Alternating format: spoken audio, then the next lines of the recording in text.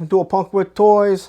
My name is Lawrence, and today we're going to be taking a look at the G.I. Joe, A Real American Hero, the classic review of the Snowcat. And no, this is not my original. I do have my original still downstairs, but let's just say it has seen, well, it's actually not in the worst condition, but this one is in minty, fresh condition, and I believe that it is complete, including a non-broken windshield, which I know mine is broken, my original,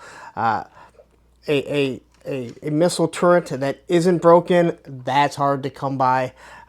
Two missiles, you know, the ski missiles and everything. But we're going to take a look at this. Look at the detail, all the love that was put into this, and just how wonderful it really ended up being. And you know what? I want to hear from you guys if you had this. Now, if you lived in a northern state, I'm sure you probably had this or you wanted it. But if you lived in a southern state or in, let's say, a warm weather climate country, I'd love to know if this was something that you had to have. Was it something that sat on your mind that you're like, even though I don't have snow, I have an imagination, I'm going to make it work. But anyway, we're going to take a look at this, look at all the detail, and go from there. But before we do, if you like this type of content, you like the classic reviews because it takes you just out of the daily grind of real life, please take a second, hit that like button, hit that subscribe button, hit that bell notification so you're notified every time I drop a classic review. All right, and here we have the Snowcat, which, again, this is the main Arctic vehicle, a very iconic vehicle. Whether people want to think that it is or not, it really is. So looking at this here, the only armory that it has, and this has always been a complaint of mine, is the 4 rockets on the top and then your ski rockets. That's the problem. There's no guns. Once you run out, you're pretty much screwed. And again, you're in the Arctic, so I don't know how far you can hide. But anyway, we're going to take a look at all of this and then go from there. So quickly, we start at the front here. You got this nice canopy. You got your lights that obviously do not light up. On the bottom is where you should have a winch, and it looks like this is supposed to be a design of a winch right there. But you got your nice lights, and they did clear. And then you just have this ventilation right there. You look at the awesome windshield, and this is the reason why I think this windshield is awesome. So here you have your windshield wiper, all right, and it does move. And I think one of the coolest things about this is when you look at it here, this is not worn. They specifically made it so this is kind of like a frosted canopy, but then they made it clear right here, and it follows along the windshield wipers. Now, anyone that has a car that drives, and it's probably everyone that's watching this, you know exactly what happens when your windshield gets dirty, right? And of course, it does pop open, and we'll look at the interior once we get around everything. But quickly looking here, you have a couple hatches that are going to swing open, all right? And then it just clips down like this. Here we have some fog lights, I would assume, or some sort of bright lights that are all the way up on top here. That's going to shine down. You can see right up here, just a little bit of mechanics, and then you do have your God, where you fill up, where you fill up your gas. And I believe somebody said the mobile command center had them. The only ones that I remember are the aircraft carrier, that little vehicle, and the Terradrome. I never had the mobile command center, so I'm taking someone's word on it, but I think that it does too. All right, looking here, you get these nice wheel flares that go over it. You got some ventilation here, so you're going to be able to suck in a little bit of air because that's where the engine is going to be. You get the big white rim, and then you have a nice tire, and they do a good job of giving you detail, all right? And it does spin perfectly fine, nice and freely. Here you have one step here with a peg. I still got the sticker, the G.I. Joe. Up on the side here is where your half track is, right? So 2 wheels here. There's your tread, and if you look in there, you can see the mechanics in the back. You can see all the lug nuts and rivets that are holding this together. And when you look at the treads, it actually looks really good. And there's a reason why this was able to be painted in blue and green and used as other things, because if it had skis in the front like the Cobra Snow Wolf, you wouldn't be able to do that. But once you do this here, this can be used anywhere. On the back, we get 2 more pegs. for figures, a handle so they can grab onto it. Do not try and snap their hand on there. You will probably snap that finger off, or the thumb off. And then just some design right across there. Now, a lot of people had this, and it would start to break after a while, and you could just kind of pull this up. This one is not like that, so we're not even going to try it. And then you also have your hitch right here, so we can do some tow vehicles if need. Over on the side, we have the exact same thing. And then on the bottom, it's just hollow right here on the bottom. But again, we do have wheels because these treads do not actually move, nor do we have a good working steering system. And I'm perfectly fine with that. I don't think that needed to be. It was cool with some designs, but I don't think we need it with everything. As for the missiles here you can kind of see all your mechanics. All right, which I think do look pretty good. It looks like you're supposed to have different compartments so they can open it up, probably work on it. You have your G.I. Joe. Right here on the side, these do literally clip right on. And these arms break off. Now I have one downstairs, it's my original, that only one of the arms are broken off, so it does still stay on there. Both of these are in good working order. If you're in good working order, just be very careful because again, as each of these things break, these things go up in value. All right. And then you can kind of look down there. You can see the ventilation.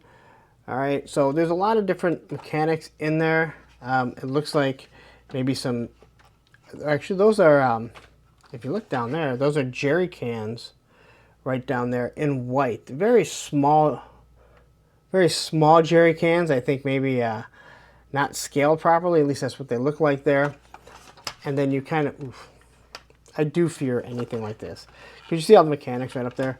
And then back underneath here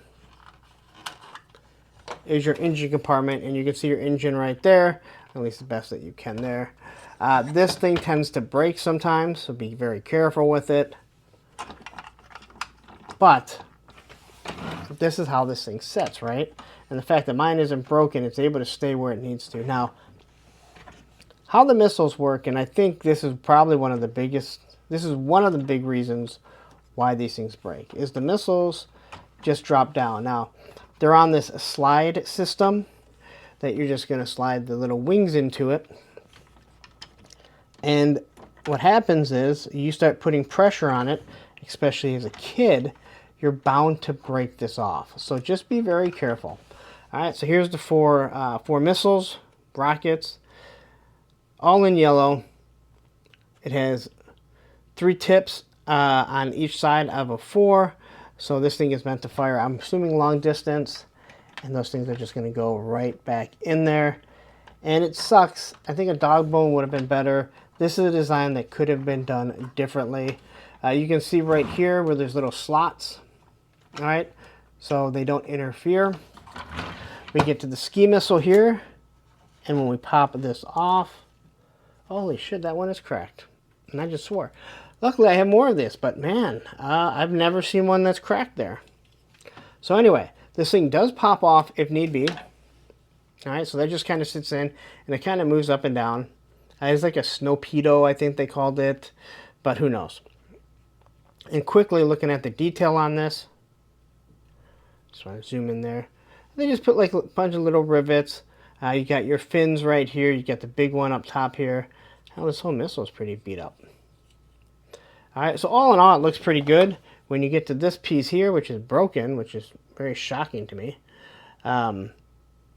you cannot ride it. All right, now I know we all tried it, but the detail on it, it's meant to just be a snow rocket. It's going to slide across here, and this little piece just kind of pops right in there and allows it to move up and down.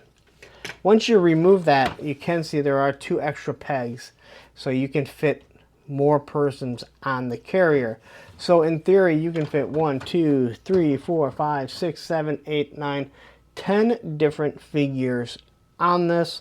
Not to mention, if you decided to pop this off, they could sit in there or they could sit behind it. You don't want to sit behind that. That would be bad.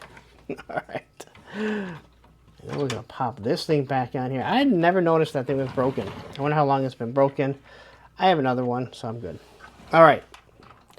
And quickly, we're going to try and get into the interior here. Now, the one thing that you do have is you have the steering wheel, which moves up and down, so you're able to get the figure in there without a problem. You can see the detail right there on the seats.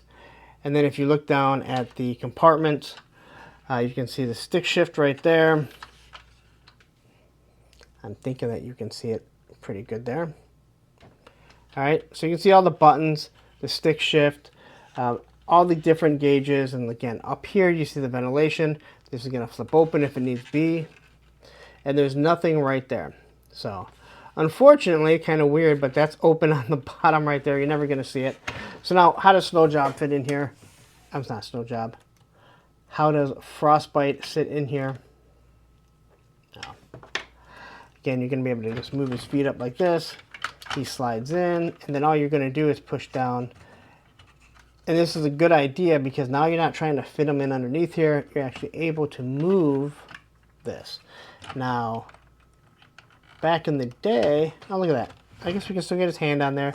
This is one of those things, again, if you feel like the thumb is going to break or it's not going to fit, please don't do it. Because the last thing you want to do is break a thumb. But there you go. That is Frostbite. We put his big M16 next to it. He's like, hey, you know what? You guys, you get to ride out on the side. I tell you what, these skis, they fall off so easily here. But we're going to pop them on right here. This is how they sit in the display. Just so you guys know. I think you guys have actually seen some pictures that I have done of this.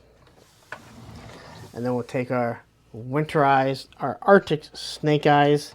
I know a lot of people are like, dude, that is such a good idea. I just happen to have an extra head. And again, it has to be this snake eyes.